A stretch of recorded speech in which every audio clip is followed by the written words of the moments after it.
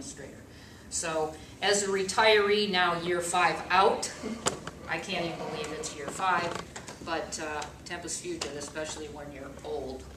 So let me just give you a little bit of background. I'm here today to talk to you about the importance of your membership in OSEA as a precursor to your professional development and your professional association memberships later on.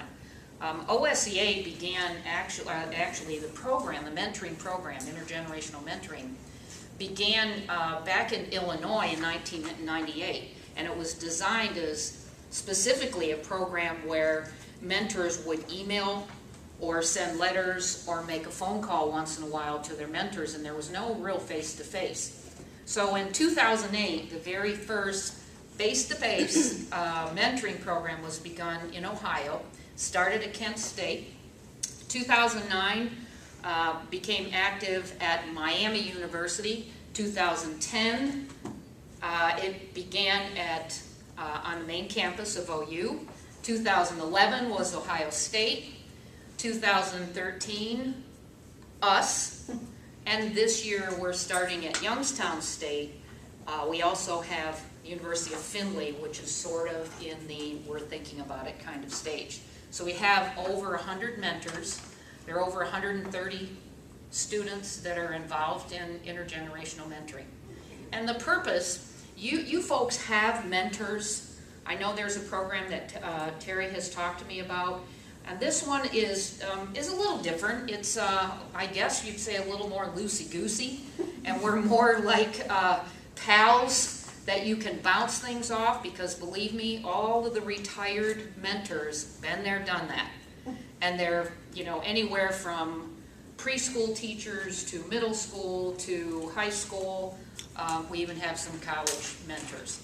The stipulation for belonging to the program, for the mentors, they must be lifetime members of OEA NEAR. And obviously the students who participate in intergenerational mentoring have to be members of OSEA. What I want to tell you about joining an organization like OSEA, which is, makes you part of OEA and NEA, is I will tell you that I began as a building representative in my school building, and went from there to being an officer for a local association. I'm just retired as the chair for a retired organization district level, and then I've also chaired state committees. And I don't mean to brag about that, that's not my point. The point is I have learned a great deal of leadership from my involvement with our association, and that's what OSEA offers you. You have the opportunity to attend professional conferences, to be a part of a professional organization that offers you some things aside from intergenerational mentoring. I have a copy of a sheet, which you may have seen before, with some little perks for belonging to OSEA, aside from being able to participate with us old geezers. You have credit cards that are at low interest. You can have low interest car loans. You have, which is critical today, as members of OSEA, as you go out and do your field work and your student teaching, you have $1 million liability insurance policy. God forbid if anything should happen, you've got somebody that's going to take care of you. So that's that's a great piece. Even us as retired people, I would never consider going into substitute teach even, without knowing that I had membership as a lifetime member. I also have the perks of all of the things that I've talked to you, including that liability insurance. Not that you hope that you'll ever have to use that, it's just there in your back pocket. You have life insurance, you have accidental life. The other thing is that many of our active teachers and retired teachers don't take advantage of, and you people also have it, is your ability to go on Click and Save NEA member benefits. You also have the ability to go on there and get discounted travel, discounted car, rentals. There's Disneyland, discounted tickets. NEA has a cooperative sort of relationship with Whirlpool, so if you need washers and dryers and dishwashers and all that, it's at a discounted rate. So all you have to do is go on, click and save, you get a certificate, they give you a number, and you can talk with anybody who sells Whirlpool. They don't have anything as of yet with any other brands, but right now Whirlpool seems to be the one that has worked very, very well with NEA. So the other thing is that you know that you pay your dues to OSEA, and is it $34? 34? I was going to say 35, thank you. What happens is when you leave the university and you get your job, when you begin to look at what your dues are to you know, become members of your association at your local, district, state, and national level, your dues, $20 of your dues every year that you were a member of OSEA becomes a deduction from the dues that you will pay as a full-time teacher. So that's another consideration.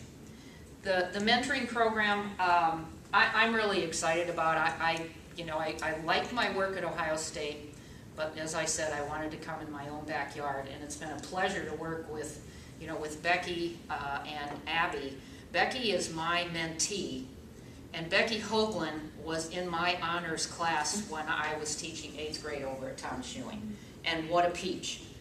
The really wonderful thing is to see, you know, we have a kid in your class who was 13 or 14 at the time, to see how that girl has blossomed.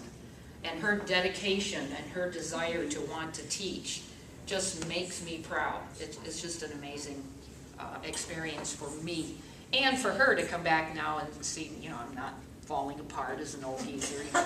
So we've had a great deal of fun together already. So, and you know, what I can offer, you know, her as all of our mentors is just an ear to listen to. What do you think about what I did? I'm not going to evaluate her. She's not getting a grade from me.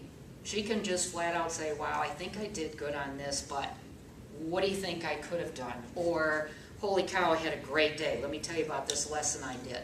Or, what about classroom management? Or. There are, you know, just 1,000 things that, you know, that you can do back and forth to, you know, just kind of alleviate some of the stress. We have maybe 1 or 2 meetings a year that, you know, really require everybody to come together. We had a meet and greet that we did off campus because it was a Sunday. We had an end of the year picnic and cookout at my house because I'm down the road. And other than that, anything that we do as a group, that comes from the officers. You know, when I met with Abby and Becky after our picnic, they said, here are the kinds of things that I think would be really helpful. Okay, I'm not going to say you need to do this, you need to do that. It doesn't come from me. We're kind of hanging out here waiting to see what the kids need. So in terms of what you do, it's up to you and your mentor. If you want to email each other, fine. If you want to text each other, great. If you want to get together for coffee, fabulous. If you don't get a chance to meet much, that's fine too. But you're going to get a text or an email every once in a while from your mentor that says, hey, I'm just thinking about you, how's it going? So your time is horrendous, I get it. What do you teach? It's not Doesn't get any better. Yeah, and as you go on, you know, as you get more comfortable in your positions, believe me, it's just like being a student. You get a little more comfortable with how to manage your time. You have to learn how to do that because when you teach, there is no end of the job. You're never done, ever. You just have to figure out, if I did 110% during the day and I'm prepared for day 2, then you have to go home once in a while and say, take a breather. I did everything I could possibly do today and feel good about that. Okay? Any questions? Well, as a facilitator, I just knew when this program started, I could look around and find some of my old buds who were retired. I even talked to Marilyn, who is a mentor, into joining as a lifetime member so that she could be a mentor because I knew she would be awesome. And so Marilyn is Abby's mentor. So you two, you're on. You're selling it. Go for it. I have, by the way, before we leave today, if you think you'd be interested in the intergenerational mentoring program, I have the little flyer that there's just a little 1-page application on the back of it. You can give it to me today if you want, or you can give it to Abby later on, because we'll have a little training session for the mentors and the mentees when we get ready to start, hopefully in a couple of weeks. And Taylor will send out an electronic version of that as well. Okay. So that will help. Okay, kiddos, thank you. So to follow up on what Sue kind of talked about, this is my mentor, Marilyn. She's special to me. I love her very much. She's also very special to Paul because this is his sister. I hope she's Small special. world. I hope she's special. I'm too. his only sister, so I'm pretty special. Yes. And one of the really cool things, like Sue said, this isn't a huge time commitment that you have to lay down hours and hours and hours for. It really is an opportunity for you to have an awesome network connection. How many times have we talked about network connections? They're extremely important. But for the most part, the reason I love having Marilyn is because she keeps me sane. This woman will just send me a text that says, hey, I'm enjoying my life in Hilton Head. She'll check in on me, make sure I'm still above water, make sure that I don't need anything. She got me a card and a gift card so that I could go out on a date with my husband. She just makes sure that I'm taken care of. It's a way to make sure that we don't lose ourselves in the hectic life that is a student. So one of the really cool things is that we can just meet whenever we want to. If it's 10 minutes at Tim Hortons, it's 10 minutes. That was an hour, dear. That turned into an hour, yeah. It's really easy to just say, hey, do you have 15 minutes? I want to meet up and just give you a hug, kind of thing. It's really easy, and it's really special because I'm learning different things about Marilyn and how awesome she is, because I just learned that she has a killer connection in Lancaster City Schools for me. And I get to pick her brain on different things that I can do in the classroom and figure out what worked for her and adapt it to something that would work for me. And it's a really good opportunity. I don't know how she feels about me, but I love her. You're going to find out. Yeah. Is it my turn? It's You're your gonna turn. find You out. go for it. Well, my name is Marilyn Grind, and I was young once. You still are. Yes. What was that, Paul? Yeah, and I'm not now. So, but anyway, I am a retired teacher from Lancaster City Schools. This is my 4th year out. Hard to believe. And as a retired teacher, you don't do something as long as we do for 37 years and just sit on a shelf. You know, you just don't leave and then just, okay, I'm done. It's with you. It's been with you for a long, long time, this whole wonderful concept of getting a chance to work with children every day. And obviously, you folks are not children, but you kind of are in a way. You're just taller and older, and you still need that same thing that my kindergartners did for years and years and years. You need somebody to give you a hug. You need somebody to tell you that you're doing okay. Come on, you can do it. You need somebody to hold your hand once in a while. You need somebody to tell you to go home and take a nap once in a while. And you need somebody there to just tell you, you know what? It's okay to make a mistake. And if you've got that kind of person that's not going to be, as Sue so eloquently said, I'm not evaluating Abby.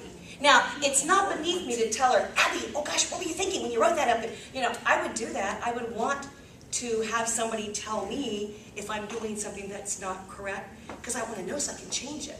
That's the quality I see in Abby so much, as Paul alluded to.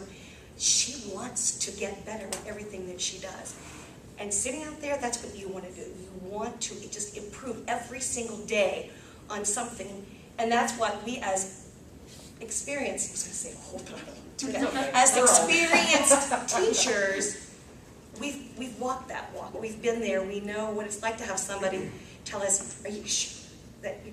One of my things was when I was teaching that, and I feel so badly for you, dear, because you're trying to keep up with me on that. You know, one of my evaluation things always was the fact that, Marilyn, do you know how fast you talk? And I would always say, well, maybe you need to listen a little faster because I've got too much to get in, cramped in one day. But these are the kind of things, the stories that I shared with Abby. In April, I had an unfortunate accident and I broke my hip. And Abby was one of the first people on the phone to text me to see how I was getting along. And she would say, hey, you know, you're going to be fine, you're going to be back. And here we are today. walking in, and I'm a pretty fast walker, but this girl had me on a run from the parking lot all the way into here. So it's a wonderful experience for me as a retired teacher to get to have a wonderful young student. We didn't pick each other, Sue did. She just landed us together. Process real quick. Yeah, so it happened, and I'm very fortunate. And Sue, thank you for asking me that day on the track if I wanted to be a We were mentor. walking and I said, wait, you would be perfect for She this. grabbed me and I did. said, "You're going to do this." So thank Well, you. I have the advantage of knowing many of the mentors that I, conned into doing this, who now don't want to leave. And I'll tell you how well it worked. Every one of the kids that I paired up with the mentors at the picnic said, we're not changing. We want the same pair. Well, what I do is when you fill out the application, the mentors also have, the same very lengthy application for this, with some information about what your plan of attack is in terms of your education. And I tried to look at where you kids were coming from and what you were doing, and look at the mentors, and having known the personalities, and I knew a few of the kids already, so I just paired up ones that, that I already knew, and that worked out great. And then the rest was, okay, this program is very similar to this, so they should have something in common. And the ones I did not know, it just turned out to be okay. But, when it is possible to take how do you do that one?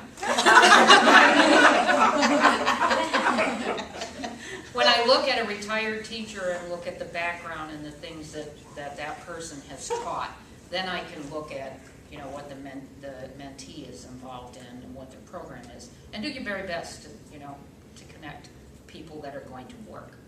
So that's how it goes.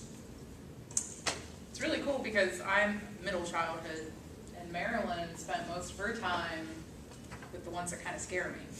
So it's really cool that she can talk me through, even, you didn't have too much experience with the older kids. But Well, college students. I taught here She did for teach here for 11, 12 years. So, yeah. yeah, so she Well, can walk me through a lot. And Marilyn brings another perspective. She is a parent Mm-hmm. of an OU. Senior, December 12th.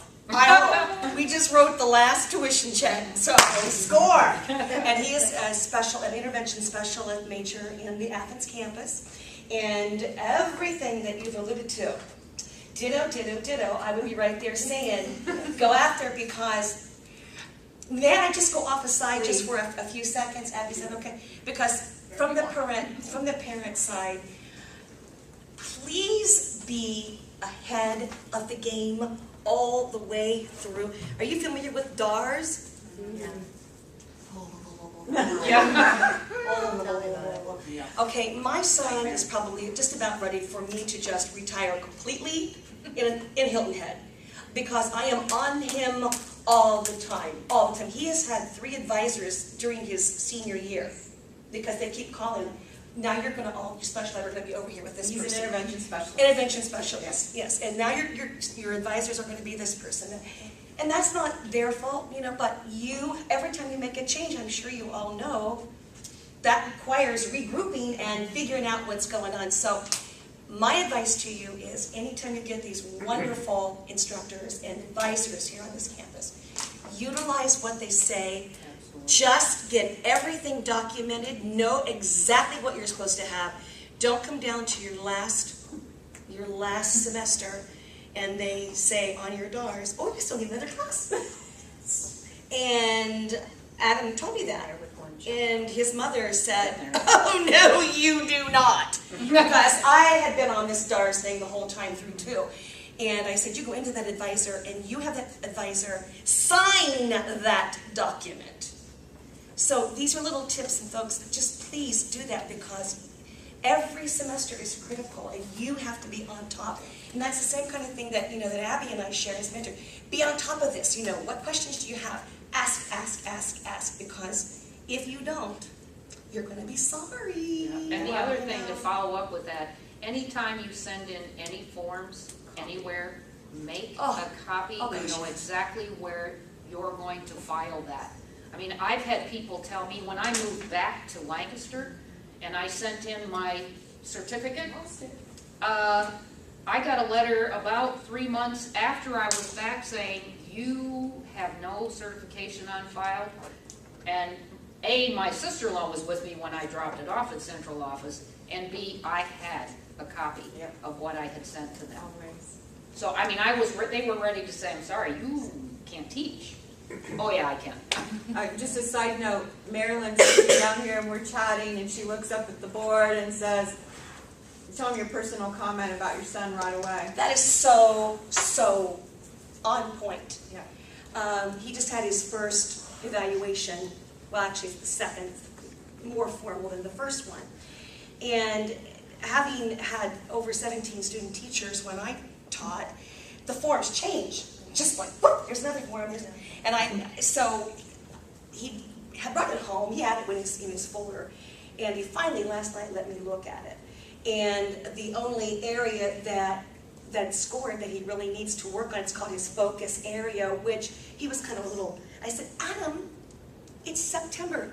You should have a focus area. Hello, you're not a teacher yet. This is where you need to work. And it was this one. This was the only, I don't know, it was an O or a zero. What is it? Zero, whatever. It was a circle. You know, it's called, and on the key it's called focus. And he said, of course, now you have to, I don't know if any of you, well, probably you're not intervention specialists, or you probably would be in Athens, but his thing is, how do you learn that? How do you, he said, it's not my class. I walk in, and he's doing intervention specialist, so those kids are kind of, in another class, and when he has them by themselves, it's different. And I love his comment. He says, well, Mondays are kind of calm. He said, Fridays, whoa, Mom, what happens to them on Friday? And you just aren't going to know that till you get your own classroom and you realize, woo! So, Wednesday things are perking along pretty well. You get, but some days your classroom manager just goes to pot. So this is something, as a student teacher, you are going to want to get as much help prior to going in there, just for techniques. And anytime you get a chance to go see a teacher, get in there and go see what they do, see what gimmick, I would tell Adam, Adam, when I taught kindergarten, I used this and I used this, and he goes, Really? Seriously? Hey, I don't think kids ever get too old for a little fun. So connected to today's topic, a mentor for you can give you 30 years of great classroom management techniques. They can also get you into their friends who are still teaching. They can get you into their classrooms to observe, do some networking. They can hook you up with lots of other professionals that are administrators throughout the county. Absolutely. Or the other great networking opportunities that you're going to have. So mentors do matter, and hopefully through this program you can benefit from that. Questions? More questions? Just more thoughts, comments, anything? Speak up. I can't tell you what an incredible opportunity. I wish I would have had this when I was going through my undergraduate. Fortunately, my mother-in-law was a teacher, and so she became my unofficial mentor. Strongly advise you guys to take advantage of something like this. And the time requirement is minimal. Yeah. Most of mine and Marilyn's bonding happens over text, and she loves it. I love texting. and it's just so fun. All of a sudden, I'll look down there and there's Abby, and I go, what's she got? What's she doing? What is she saying? And sometimes it's just as much as like, hey, how's it going? Or, I got this award, or I did this. That just makes me so happy to know that she's out there thriving. And she doesn't say, okay, we got to meet for an hour. Because I don't want to meet for an hour. Although we did at Tim Hortons. That was an hour. That was on a Friday after school. Can you believe it? And we just sat there and it was fun, Finally I said, Abby, you need to go home. It's Friday. She made me go home. I did. Yeah, You need to go home. Go home. And it doesn't take long, but folks, you deserve to have people in your corner. And you deserve to have people that are going to, people that you don't really work with on a daily basis. Because sometimes those aren't the ones you really want to talk to, because you're not sure. No offense, but. Yeah, you're not sure that they're gonna understand because they're kind of in it at Well, the same time. And honestly, part of it is, I do have an open door policy, and of course, we want you communicating with us, and we love that opportunity. But also, the ratio is 20-1. So you think about what you're setting up with your mentor-mentee, it is a one-on-one relationship. You can't do much better than that. So that is a great opportunity. Sue, why don't you tell them the process about after if they're interested and they complete the survey, how you go about getting them together and that kind of thing. Well, your membership, of course, you do online on the NEA website, and you just click on students, and I think Abby can walk you through that process. And what we do is, after these come in from both the mentors and the mentees, and I look at them and make the pairing, they have to go into OEA, and OEA verifies your membership and the lifetime memberships of the mentors. After that, I will work with Terry, with Abby, and the other officers to set up what we call a training session, and we'll actually go through a little bit of the history of the intergenerational mentoring program. I've given you a little bit of an overview, but we do have a video that shows mentees talking about what a wonderful experience they've had with intergenerational mentoring, and some of these relationships, they are ongoing. They last. It's meant to last for the 4 years you're in school, or the 3 years, or whatever, and your first year of teaching. But many of these relationships will continue. My only mentee at Ohio State, Shannon, who I met as a sophomore, she was my mentee her sophomore year, her junior year, and then I left last year to come here. I still keep in contact with Shannon. She is now the president of OSEA at Ohio State. So, it's just somebody else, like Marilyn said, somebody else in your corner that is on your team and will be on your team as long as you need that person to be there. Well, and it's going to become a nationally recognized program. So at some point, if you really want to increase your networking capabilities, there would be opportunities, I'm sure, that you could present at the state level. So again, you're looking for ways to improve your professionalism. The facilitators, all of us who work on the various campuses, have a meeting. We meet twice a year, and we talk about the evaluation process and where we're going. And they have really tried to maintain similar, whatever activities, whatever we're doing on one campus, they like to do on another. And I brought up the issue that on a regional campus, you're a horse of a different color. Because a lot of you folks have jobs, you have families in addition to going to school. You don't just walk back to your dorm after a meeting. You're driving goodness knows where to get home. So in terms of setting up programs here, it just takes a little bit of a different sort of planning, and the girls have been great. Terry's been great about helping us get situated in that vein. I think the other thing is that we will have what we call a meet and greet, and that's where you find out who your mentor is. And that meeting is all of fun stuff, where we just eat a little bit and chit-chat, and you get to know your people.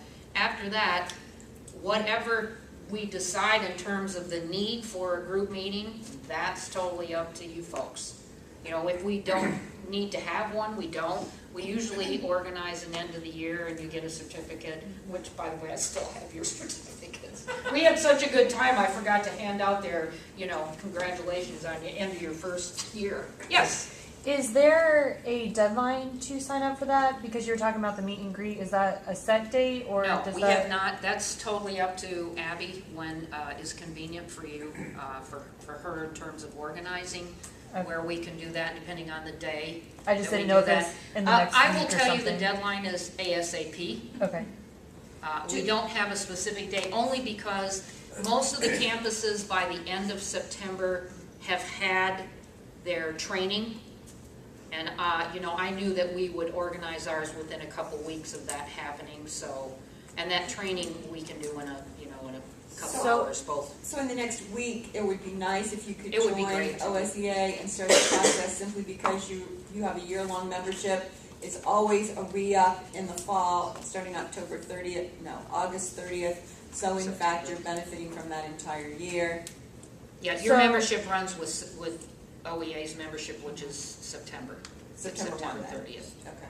So if I sign up for OSEA, it'll show immediately, so that'll show up when they research. Yeah, them. and if you give me these, you know, I will make master lists and send them in, but I'll wait a week or so to make sure that Jane Gorka is the administrative assistant who takes care of membership at OEA.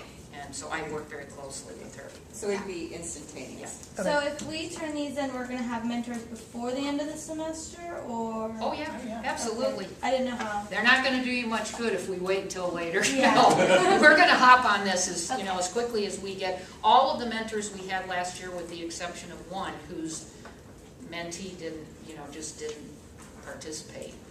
She's gone to Ohio State. She lives in Pickerington and was kind of deciding which way to go, and decided to stay with me last year, but she's going to Ohio State to mentor. So we actually have 2 more new ones that I know for sure that have signed on. So I'm excited.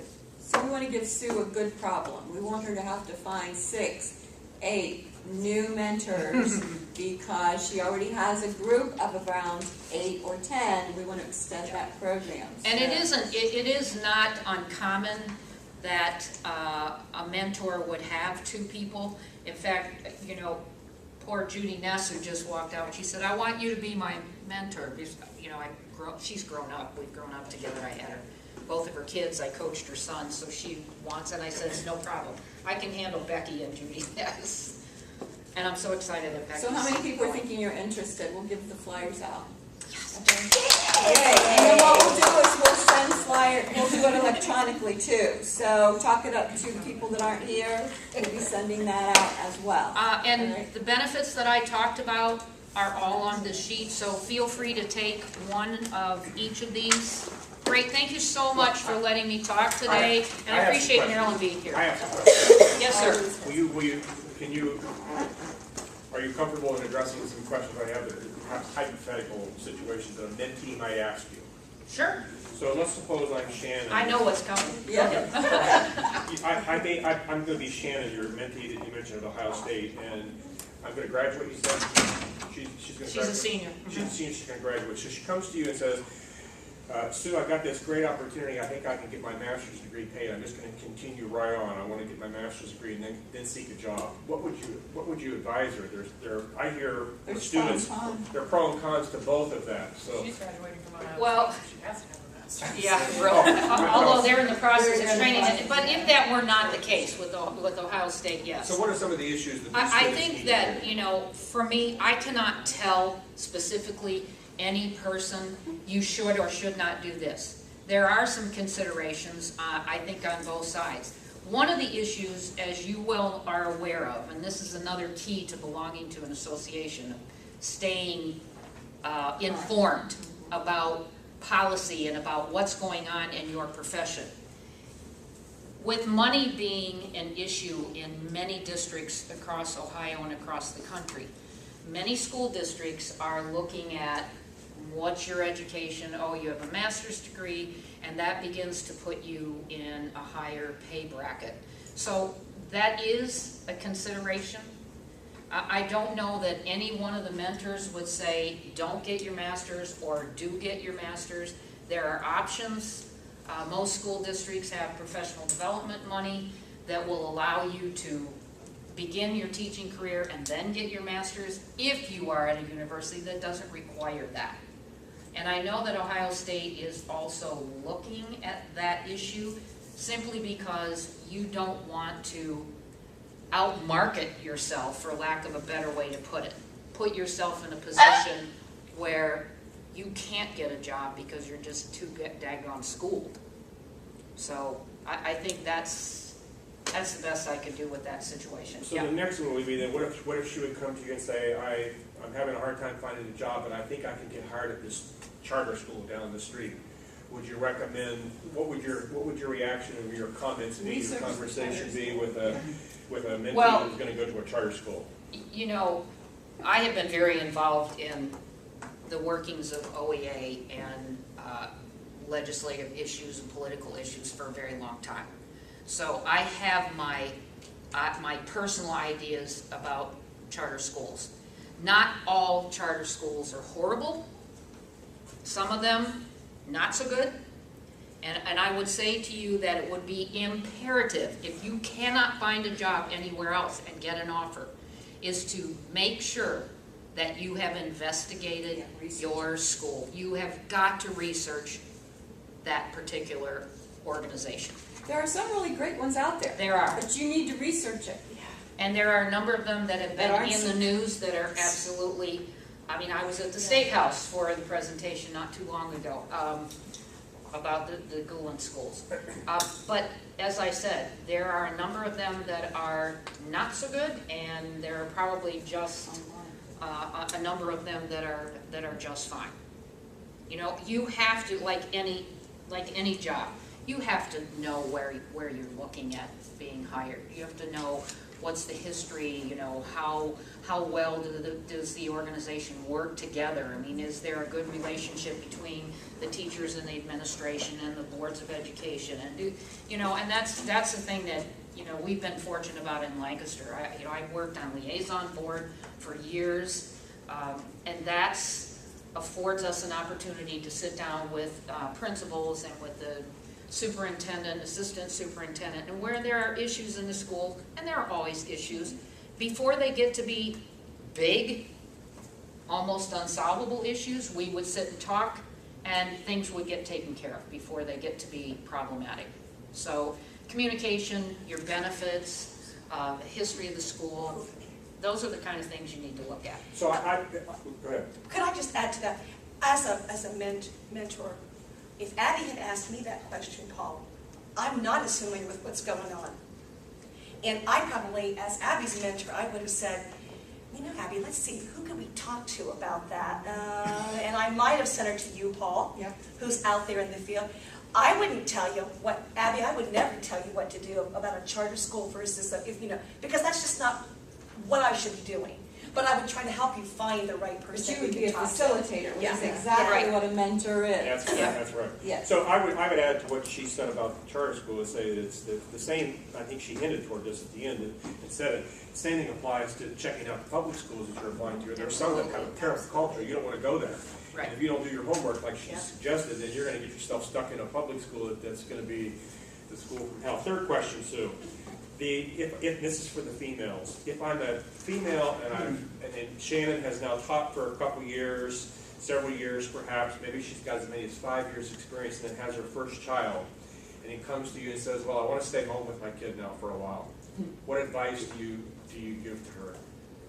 Well, you have to know the policy with your district about pregnancy leave, maternity leave, about taking time off, whether you can take a leave of absence, whether you know, years ago when I had my 2 boys, we literally had to quit. We couldn't take a leave of absence. Not anymore. But no, that's not the case anymore. But I think in terms of, you know, your situation, if you think you're going to have children, you've taught a couple of years and you want to have children, because many of you are a little bit older, and actually Abby and I had this conversation, that you make sure that you know what the policies are, and that you decide, are you going to go back to work? When are you going to go back to work? How long are you going to take off? And what is the viability of you being able to get back into the schools? It's a personal decision. You know, how long, I would never tell anybody not to have kids. Oh my gosh, they're the love of my life. All of them that I've had and that are my own and the ones I've coached, you know, I just love them to death. But you have to know, you have to make that decision. You have to do some serious conversations with, you know, with your spouse, your partner, before you do that, and to always know what are the ramifications of my decision in terms of what are the leave policies of the school district in which you're teaching, what is the likelihood that you're going to be able to get back into the school district if you decide you're going to go back to work. And that's at every level, guys, because I've dealt with that from a university level and had I'm not employed with them anymore, but had a chair look at me and say, and I have 4 kids, you know, you have another child and you're done. So that's at every level you get that stuff. Absolutely. And I had the fourth child, and I'm not done. Done. Yeah, nanner. Yeah. And I took a year's leave of absence, and so there are different opportunities. Again, you just research them, see what I works went straight for you. through. I Yep. went So- with time for the two children, and, well, my daughter was born in April, so I was able to be out at the end of the year, and then I had summer. Yoo-hoo, Yeah. and then went back in the fall, so my time wasn't split up. I had, which is why I was able to retire at 50, what was it, 57, something like that, with 36 and a half years. So we've had a colleague here share an experience where her daughter was teaching in a suburb of Columbus and had taught 5 years, had her children, wanted to stay out for several years, so she didn't have the benefit of continuous leave. Actually, I think resigned from the district, That's scary. and then because she wanted to stay home with the children, now wants to get back in. The districts are telling her, well, you're 5 years experience, we can't hire you, we'll hire somebody that's brand new. So she's stuck in that dilemma, and those are things that Yeah. only you can have a conversation with, as she's mentioning, but the mentor is an ear that's got some experience and would say, whoa, think about this, think about this, Yeah. think about this. And like I said, way back in the day, when I was teaching at West School, and I quit to have 2 boys. And then when I decided that, maybe I wanted to maybe go back, what happened is that was at a time when the tutoring program what came into being over at West, so it was a half-day program. So, I had time to nurse my kid in the morning and go tutor for the morning and come home, and he was getting up from his nap, and I had somebody coming into the house. But those 2 years of staying in the district was very helpful to me, because, it was like, oh yeah, we'd love to have you back kind of thing, but I had my foot in the door. And that happened to me as well. So the part-time, you want to research part-time opportunities Absolutely. because that keeps you in the loop, and Yeah. you know then they can bring you on board full-time. So that's a very nice. Yep. Good. So again, I'm Shannon, and I'm telling you, I'm going to graduate now in December. What advice do you have then to me about substituting in the second semester or the rest of the school year? Well, absolutely. I mean, that would be no-brainer. I don't mean to demean your question, but, that's absolutely. If you can get on a sub-list, but again, Yes. you need to make sure, where do you think you'd really like to end up teaching? If you're going to move away, well, certainly you don't necessarily, want to sub here if you know that you're going to leave, because they don't know you from Adam where you're going. So absolutely, anytime you can get your foot in the door and make yourself visible and make sure they know that you are reliable, that you go in professionally, that you're professional in your behavior with the kids, with the principals. And let me tell you something, when you sub, you make sure when you sign out of the building that you find the administrator and say, thanks very much for letting me be here today. I enjoyed my time. Get your face known. But it has to be a good face. Yeah. Can't be a bad face. And if you had the horrible, terrible, no good, very bad day, you still say thank you so much, and don't ever walk out that door and crab about how bad this school was. You can go in a closet and tell your very best friend or your husband or your boyfriend, maybe. Well, your mentor, that's what this mentor is. Or you can call me or what, Yes. Marilyn or whatever, because I can promise you, if you say to somebody, you know this, Yeah. don't tell anybody. Oh, forget it. That is never going to happen. Somebody's going to mention it, because I heard it as a full-time teacher. I heard, that subset. Yep. Yeah. And that's where I wanted you to go with the question. So there are 2 more, and I'll be done. What happened to 3? One more. Go ahead. One more? Yeah. Just one more? Yeah, Okay, one just more. one, pick it. Is there a opportunity in your program to have a match between 2 male teachers and female teachers, or sometimes is it male-female back and forth? Well, that's why I said, oh, you rock, I'm glad you're here, because we don't right now have any male mentors or mentees. But you have a couple in mind. But I do, I'm working on somebody. So, I mean, I don't necessarily think that a guy has to have a guy mentor. You know, but, you know, of course, it's nice if you prefer that, but you would prefer that? Okay. I bet they would. Yeah, yeah. I mean, I don't, that's okay, you know, I do my best to find a guy who would mentor you, because your problems, your issues, your concerns as a male teacher are probably just a tad bit different, you know, than maybe a female teacher. Not that females have it easier or harder, sometimes just different. Always different. Yeah. Okay, is that it? Oh, I know you could. I know you could, but I want to draw for the raffle. Any other questions? You will be hearing about the Tech Day as soon as I hear from Kevin Snyder. We will send a flyer out for those of you that are interested in the mentoring program. Continue bringing a guest. So far on our list, we only had one person. Where is the sign-up list? Oh, Carrie, can I tell him something about Kevin Snyder, about the program here in Lancaster? I'm gonna tout the program in Good, Lancaster. go for it. I know many of you met Kevin Snyder the other day, who's the tech coordinator for Lancaster City Schools. I have a friend who's an assistant superintendent in Gahanna, big district, okay? A little bit more money. And I have another friend who's in Bexley.